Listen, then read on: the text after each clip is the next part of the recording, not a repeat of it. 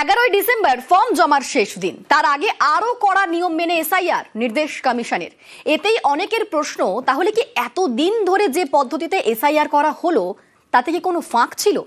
SIR সত্ত্বেও কি ভুয়ো ভোটার ঢুকে পড়েছে, নাকি বিজেপির ক্রমাগত চাপে কমিশনের এই পদক্ষেপ?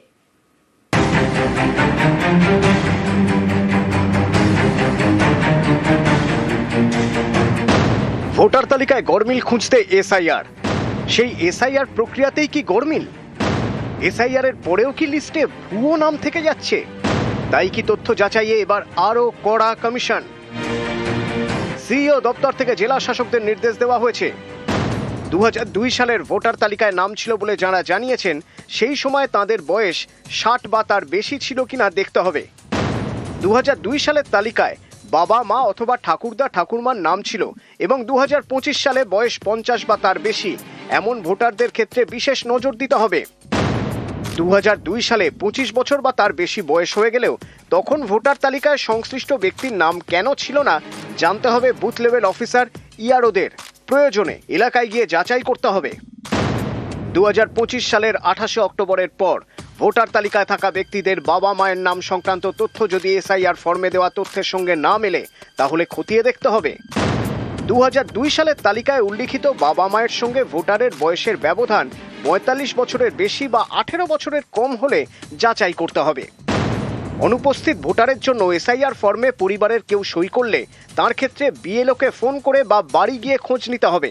সংশ্লিষ্ট ব্যক্তি অন্য কোথাও নাম তুলেছেন কিনা জানতে হবে। যেসব বুথে বংশগত মিলের হার 50% বেশি, সেখানে খুঁটিয়ে দেখতে হবে।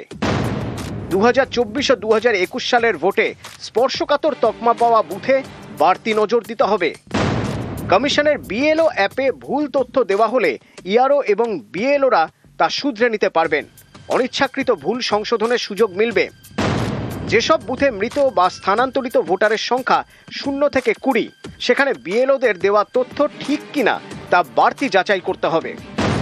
জন্ম মৃত্যু রেজিস্ট্রার ও রেশন কার্ড বাতিলের তথ্য থেকে প্রয়োজনে মৃত ভোটার সংক্রান্ত তথ্য যাচাই করে নিতেও বলা হয়েছে ইআরওদের। তাড়াহুড়ো করে এসআইআর এর অভিযোগে প্রথম থেকেই সরব তৃণমূল। শেষমেশ ফর্ম জমা দেওয়ার শেষ তারিখ থেকে চূড়ান্ত ভোটার লিস্ট বের করা সবেরই সময়সীমা 7 দিন করে বাড়িয়েছে কমিশন।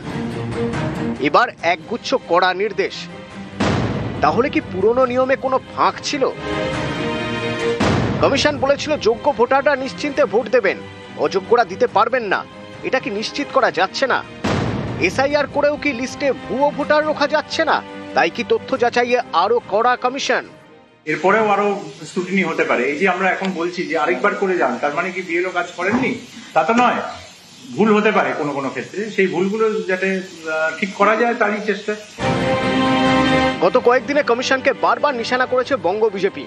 শ্বশুর বাবা হয়ে যাচ্ছে, বাবা ভাড়া পাওয়া যাচ্ছে, মায়ের থেকে মেয়ের বয়স বেশি হয়ে গেছে। এটা দেখবার জন্য গণেশ কুমারকে নিজে পশ্চিমবঙ্গের আসার প্রয়োজন আছে। 26, 27, 28 এই 3 দিনের প্রত্যেকটা এন্ট্রিকে স্পেশাল অবজারভার এবং ইসিআই টেকনিক্যাল টিমকে দিয়ে এআই ফটো স্ক্যান এবং আপনার যা যা মডার্ন ব্যবস্থা আছে অডিট করতে হবে।